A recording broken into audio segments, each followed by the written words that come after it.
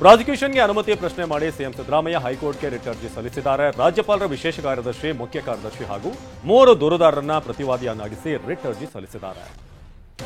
ನಾನು ಯಾವುದೇ ತಪ್ಪು ಮಾಡಿಲ್ಲ, ಮಾಡೋದೂ ಇಲ್ಲ ಎಂದು ಸಿಎಂ ಸಿದ್ದರಾಮಯ್ಯ ಹೇಳಿದ್ದಾರೆ. ಬೆಂಗಳೂರಲ್ಲಿ ಮಾತನಾಡಿದ ಅವರು, ನಾನು ಮಂತ್ರಿಯಾಗಿ 40 ವರ್ಷ ಆಯಿತು. ಇಷ್ಟು ವರ್ಷದಲ್ಲಿ ಯಾವುದೇ ಕಪ್ಪು ಚುಕ್ಕ ಇಲ್ಲ. ರಾಜಕೀಯ ದುರುದ್ದೇಶದಿಂದ ಬಿಜೆಪಿ ಪ್ರತಿಭಟನೆ ಎಂದು ವಾಗ್ದಾಳಿ ನಡೆಸ್ತಾ ಇದೆ ಅಂತ ಹೇಳಿ ಕಿಡಿಕಾರಿದರು. ಇನ್ನು ರಾಜ್ಯಪಾಲರು ಬಿಜೆಪಿ ಏಜೆಂಟ್ ಆಗಿ ಕೆಲಸ ಮಾಡ್ತಿದ್ದಾರೆ ಎಂದು ಸಚಿವ ಕೃಷ್ಣ ಬೈರೇಗೌಡ ವಾಗ್ದಾಳಿ ನಡೆಸಿದ್ದಾರೆ. ಬೆಂಗಳೂರಲ್ಲಿ ಮಾತನಾಡಿದ ಅವರು, ಗೆಹ್ಲೋಟ್ ರಾಜ್ಯಪಾಲ ಆಗುವುದಕ್ಕೆ ಯೋಗ್ಯರಲ್ಲ, ಸಂವಿಧಾನದ ಬಗ್ಗೆ ಗೌರವ ಇದೆಯಾ ಅಂತ ಕಿಡಿಕಾರಿದ್ದಾರೆ. ಯಡಿಯೂರಪ್ಪ ಭ್ರಷ್ಟಾಚಾರದ ಕಿರೀಟ ತೊಟ್ಟವರು, ಅವರಿಂದ ನೈತಿಕತೆ ಕಲಿಬೇಕಾ ಅಂತ ಸಚಿವ ದಿನೇಶ್ ಗುಂಡೂರಾವ್ ವಾಗ್ದಾಳಿ ನಡೆಸಿದ್ದಾರೆ. ಯಾವ ಅಧಿಕಾರ ಇಲ್ಲದೆ ವಿಜಯೇಂದ್ರ ಭ್ರಷ್ಟಾಚಾರ ಮಾಡ್ತಿದ್ದಾರೆ ಅಂತ ಕಿಡಿಕಾರಿದರು. ರಾಜ್ಯದಲ್ಲಿ ಗದ್ದಲ ದಾಂಧಲೆಗಳಾದರೆ ಅದಕ್ಕೆ ರಾಜ್ಯಪಾಲರೇ ಹೊಣೆ ಎಂದು ಸಚಿವ ಜಮೀರ್ ಅಹಮದ್ ಹೇಳಿದ್ದಾರೆ. ಬೆಂಗಳೂರಲ್ಲಿ ಮಾತನಾಡಿದ ಅವರು, ಸಿದ್ದರಾಮಯ್ಯ ಜನಪರ ಸಿಎಂ ಆಗಿದ್ದಾರೆ.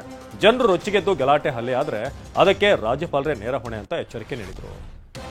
ಪ್ರಾಸಿಕ್ಯೂಷನ್ಗೆ ಅನುಮತಿ ನೀಡಿರುವಂತಹ ರಾಜ್ಯಪಾಲರ ನಡೆ ಖಂಡಿಸಿ ಬೆಂಗಳೂರಲ್ಲಿ ಕಾಂಗ್ರೆಸ್ ಪ್ರತಿಭಟನೆ ನಡೆಸ್ತಾ ಇದೆ. ನಗರದ ಫ್ರೀಡಂ ಪಾರ್ಕ್ನಲ್ಲಿ ಕಾಂಗ್ರೆಸ್ ಶಾಸಕರು, ಸಂಸದರು ಹಾಗೂ ಕಾರ್ಯಕರ್ತರು ಹೋರಾಟ ನಡೆಸ್ತಾ ಇದ್ದಾರೆ. ರಾಜ್ಯಪಾಲರ ಪಕ್ಷಪಾತ ನಿರ್ಧಾರ ಕೈಗೊಂಡಿದ್ದಾರೆ ಅಂತ ಹೇಳಿ ಆಕ್ರೋಶ ವ್ಯಕ್ತವಾಗ್ತಾ ಇದೆ.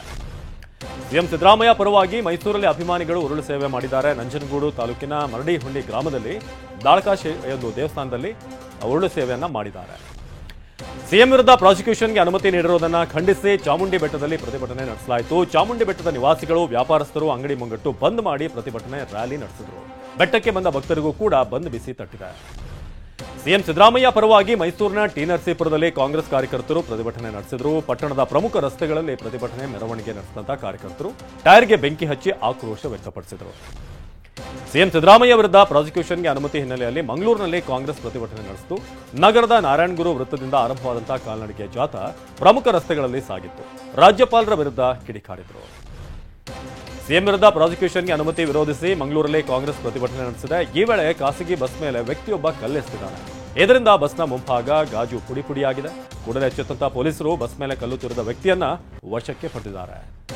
ಸಿಎಂ ಸಿದ್ದರಾಮಯ್ಯ ವಿರುದ್ಧ ಪ್ರಾಸಿಕ್ಯೂಷನ್ಗೆ ಅನುಮತಿ ವಿರೋಧಿಸಿ ಉಡುಪಿ ಕಾಂಗ್ರೆಸ್ ಪ್ರತಿಭಟನೆ ನಡೆಸ್ತಾ ಇದೆ. ಜಿಲ್ಲಾ ಕಾಂಗ್ರೆಸ್ ಕಚೇರಿಯಿಂದ ಆರಂಭವಾದಂತಹ ಪ್ರತಿಭಟನಾ ರ್ಯಾಲಿ ಬ್ರಹ್ಮಗಿರಿ ಸರ್ಕಲ್ ಮೂಲಕ ಸಾಗಿದೆ. ಗೋಬ್ಯಾಕ್ ರಾಜ್ಯಪಾಲ ಅಂತ ಘೋಷಣೆ ಕೂಗಿ ಆಕ್ರೋಶ ವ್ಯಕ್ತಪಡಿಸಿದರು. ರಾಯಚೂರಿನಲ್ಲಿ ನಡೆದಂತಹ ಕಾಂಗ್ರೆಸ್ ಪ್ರತಿಭಟನೆ ವೇಳೆ ಮುಖಂಡರ ನಡುವೆ ಗಲಾಟೆಯಾಗಿದೆ. ಎಂಎಲ್ಸಿ ವಸಂತಕುಮಾರ್ ಮತ್ತು ಜಿಂದಪ್ಪ ವಾಗ್ವಾದ ನಡೆಸಿದ್ದು ಕೈ ಮಿಲಾಯಿಸುವ ಹಂತಕ್ಕೆ ಹೋಗಿತ್ತು. ಜಗಳ ತಾರಕಕ್ಕೇರಿದ್ರು ಕೂಡ ಸಚಿವ ಬೋಸರಾಜ್ ಮೌನಕ್ಕೆ ಜಾರಿದ್ರು. ಬಳಿಕ ಪೊಲೀಸರು ನಾಯಕರನ್ನ ಸಮಾಧಾನ ಪಡಿಸಿದರು. ಇನ್ನು ಸಿಎಂ ಸಿದ್ದರಾಮಯ್ಯ ವಿರುದ್ಧ ಪ್ರಾಸಿಕ್ಯೂಷನ್ ಅನುಮತಿ ವಿರೋಧಿಸಿ ಶಿವಮೊಗ್ಗದಲ್ಲಿ ಕಾಂಗ್ರೆಸ್ ಪ್ರತಿಭಟನೆ ನಡೆಸ್ತಾ ಇದೆ. ಶಿವಪ್ಪನಾಯಕ ವೃತ್ತದಿಂದ ಡಿಸಿ ಕಚೇರಿಯವರೆಗೆ ಬೃಹತ್ ಪ್ರತಿಭಟನಾ ರ್ಯಾಲಿಯನ್ನು ನಡೆಸಲಾಯಿತು. ರಾಜ್ಯಪಾಲರ ವಿರುದ್ಧ ಘೋಷಣೆ ಕೂಗಿ ಆಕ್ರೋಶ ವ್ಯಕ್ತಪಟ್ಟಿದೆ. ಇನ್ನು ಸಿಎಂ ವಿರುದ್ಧ ಪ್ರಾಸಿಕ್ಯೂಷನ್ಗೆ ರಾಜ್ಯಪಾಲರ ಅನುಮತಿ ನೀಡಿದ್ದು ಸಿದ್ದರಾಮಯ್ಯ ರಾಜೀನಾಮೆ ನೀಡಬೇಕೆಂದು ಆಗ್ರಹಿಸಿ ಬಿಜೆಪಿ ಜೆಡಿಎಸ್ ಪ್ರತಿಭಟನೆ ನಡೆಸ್ತಾ ಇದೆ. ವಿಧಾನಸೌಧದ ಗಾಂಧಿ ಪ್ರತಿಮೆ ಬಳಿ ದೋಸ್ತಿ ಸಂಸದರು, ಶಾಸಕರು, ವಿಧಾನ ಪರಿಷತ್ ಸದಸ್ಯರು ಜಮಾಯಿಸಿದರು. ಸಿದ್ದರಾಮಯ್ಯ ವಿರುದ್ಧ ಘೋಷಣೆ ಕೂಗಿ ಆಕ್ರೋಶ ವ್ಯಕ್ತಪಡಿಸಿದೆ. ಪಶ್ಚಿಮ ಬಂಗಾಳದ ವೈದ್ಯ ವಿದ್ಯಾರ್ಥಿನಿ ಅತ್ಯಾಚಾರ ಕೊಲೆ ಖಂಡಿಸಿ ಬೆಳಗಾವಿಯಲ್ಲಿ ಪ್ರತಿಭಟನೆ ಮುಂದುವರೆದಿದೆ. ಬೆಳಗಾವಿಯ ಚೆನ್ನಮ್ಮ ವೃತ್ತದಲ್ಲಿ ಮರಾಠ ಮಂಡಳಿ ಕಾಲೇಜು ವಿದ್ಯಾರ್ಥಿಗಳು, ಪ್ರಾಧ್ಯಾಪಕರು ಮಾನವ ಸರಪಳಿಯನ್ನು ನಿರ್ಮಿಸಿ ಹೋರಾಟ ನಡೆಸಿದರು. ಆರೋಪಿಗೆ ಗಲ್ಲು ಶಿಕ್ಷೆ ವಿಧಿಸುವಂತೆ ಆಗ್ರಹಿಸಿದರು. ದೇಶಾದ್ಯಂತ ಇಂದು ಸಹೋದರತ್ವ ಸಾರುವಂತ ರಕ್ಷಾಬಂಧನ ಸಂಭ್ರಮ ಮನೆ ಮಾಡಿದೆ. ಈ ನಡುವೆ ದೆಹಲಿಯಲ್ಲಿ ಶಾಲಾ ಮಕ್ಕಳು ಪ್ರಧಾನಿ ನರೇಂದ್ರ ಮೋದಿಗೆ ರಾಖಿ ಕಟ್ಟುವ ಮೂಲಕ ರಕ್ಷಾಬಂಧನ ಆಚರಿಸಿಕೊಂಡಿದ್ದಾರೆ. ಜಮ್ಮು ಕಾಶ್ಮೀರದಲ್ಲಿನ ಮಹಿಳೆಯರು ಯೋಧರಿಗೆ ರಾಖಿ ಕಟ್ಟುವ ಮೂಲಕ ವಿಶೇಷವಾಗಿ ರಕ್ಷಾಬಂಧನ ಆಚರಿಸಿದ್ದಾರೆ. ಜಮ್ಮು ಕಾಶ್ಮೀರದ ಉರಿಯಲ್ಲಿ ಗಡಿ ಕಾಯುತ್ತಿರುವಂತಹ ಸೈನಿಕರಿಗೆ ರಾಖಿ ಕಟ್ಟಿ ಸಿಹಿ ತಿನ್ನಿಸಲಾಗಿದೆ.